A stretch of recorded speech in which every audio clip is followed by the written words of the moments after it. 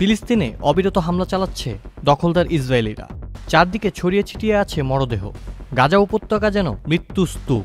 Israeli সেনাদের চালানো বর্বর গণহত্যার এক বিবরণ উঠে এসেছে ইসরায়েলি সেনাদের মুখ থেকে। সম্প্রতি পরিচয় গোপন করে নিজেদের অপরাধের স্বীকারোক্তি দিয়েছে কয়েকজন ইসরায়েলি সেনা।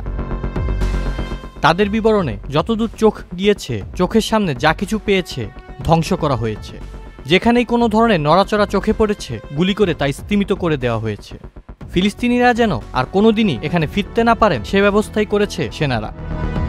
শুধু তাই নয়, বাফার জোনকে ফিলিস্তিনিদের হত্যা করার কিলিং জোনে পরিণত করা হয়েছে বলে জানিয়েছে ইসরায়েলের ট্যাঙ্ক স্কোয়াডে থাকা এক সেনা কর্মকর্তা।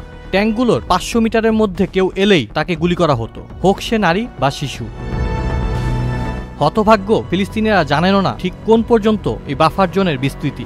না জেনেই হয়তো প্রবেশ করেছেন মরণ ফাঁদে। 7 এপ্রিল নাম প্রকাশ না করার শর্তে আন্তর্জাতিক সংবাদ সংস্থা এপিকে সাক্ষাৎকার দেন 5 জন ইসরায়েলি সেনা।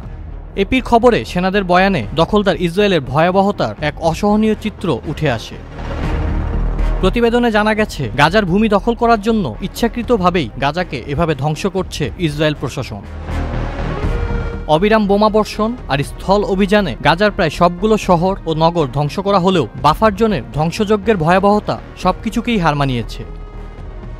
এপির খবরে ওই 5 সেনা জানান, বাফার জোনের ফসলের মাঠ, সেচের পাইপ, শস্য, গাছপালা, সরকারি বেসরকারি স্থাপনাগুলো ধ্বংসের জন্য ইসরায়েল প্রশাসন থেকে বিশেষ নির্দেশ পেয়েছিলেন তারা, যাতে সেখানে হামাসের কোনো যোদ্ধা লুকিয়ে থাকার সুযোগ না পায়। সেনারা জানান, তারা এত পরিমাণ স্থাপনা ধ্বংস করেছে তা গুণেও বলতে পারবেন না।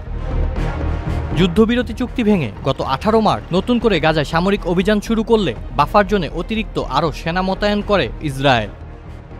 নতুন করে চালানো এসব হামলায় অন্তত 1335 জন ফিলিস্তিনি নিহত ও 3297 জন আহত হয়েছেন বলে নিশ্চিত করেছে হামাস শাসিত গাজা স্বাস্থ্য মন্ত্রণালয়।